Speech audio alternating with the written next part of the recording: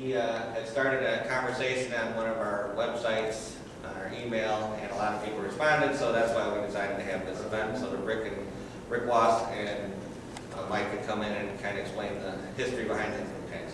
So, Mike Wilmer. All right. Folks, thanks first for letting me come in here and do this. I've never done anything along these lines before, so if it's I do a poor job, I'll apologize right up front. But a quick background on me. Father of three. About 5 years ago, I said something ain't right and started studying. And the more I've studied, the angrier I have gotten. And so I'll kind of stop it at that. As we get started on this, there's two things I want to bring to your attention. One, when I was doing my studying, and I apologize for not having a big easel, but I hope this will work.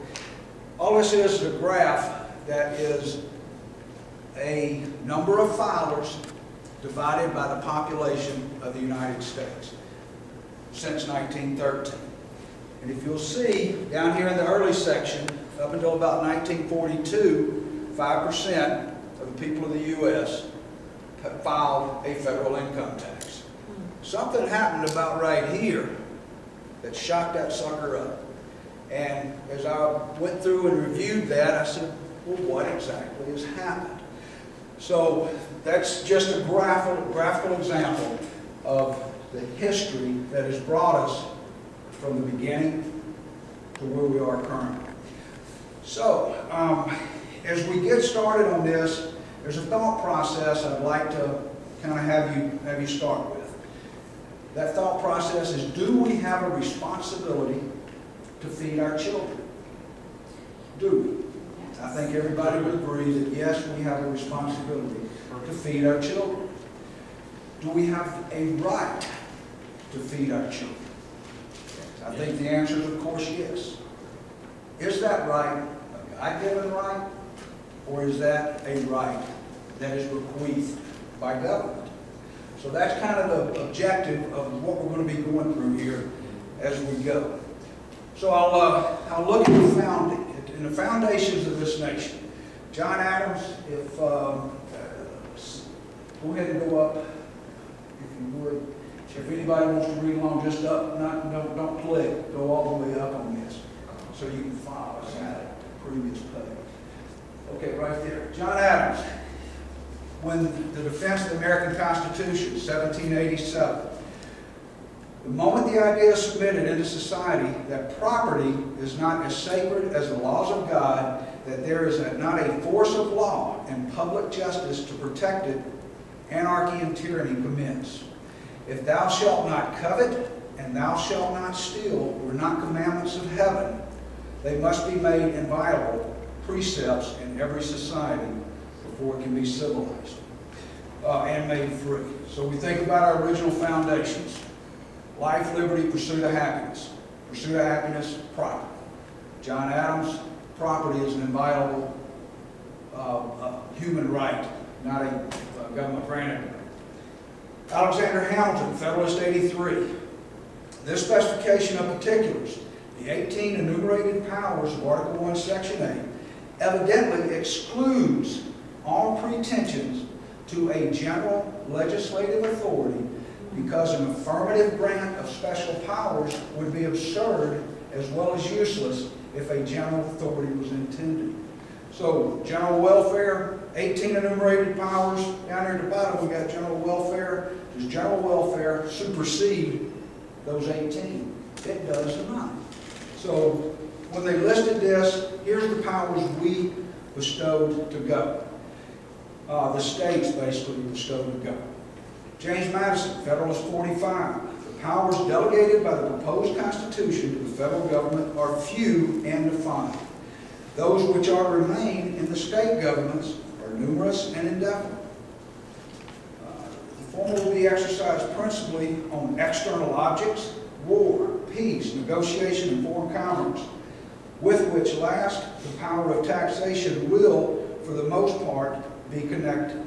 The powers reserved to the several states will extend to all the objects which, in the ordinary course of affairs, concern the lives, liberties, and properties of the people, and the internal order, improvement, and prosperity of the state.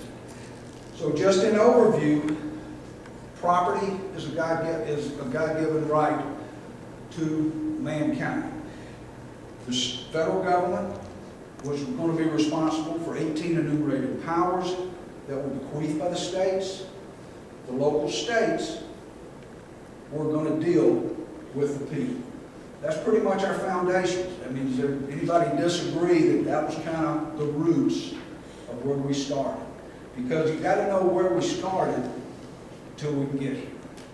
So the clauses of the Constitution that I felt pertinent to this discussion would be Article 1, Section 8, Clause 1. The Congress shall have the power to lay and collect taxes, duties, imposts, and excises to pay the debts and provide for the common defense and general welfare of the United States, that all duties, imposts, and excises shall be uniform throughout the United States. So, duties and imposts, indirect taxation, what's the qualification? Have to be uniform throughout the states. So if they're charging $1 for a barrel of beer in New York, they're charging $1 for a barrel of beer in Wisconsin. So that's an excise, that's an indirect tax. You don't have to purchase the beer. If you do purchase it, you pay the tax. And why I pull beer out, I don't know. It could be Wisconsin. It could be the Wisconsinite in me, I don't know. Please, everybody. Yeah, we all understood. I can appreciate that. All right. Article 1, Section 8, Clause 3. Now, to regulate commerce with foreign nations and among the several states and with the Indian tribes. There's federal government, general government, one of the things they can do, foreign commerce, just like Madison 745. Article 1, Section 8, Clause 5. Coin money, regulate the value thereof, and a foreign coin and a fixed standard weights and measurement. An ounce is an ounce, a foot's a foot.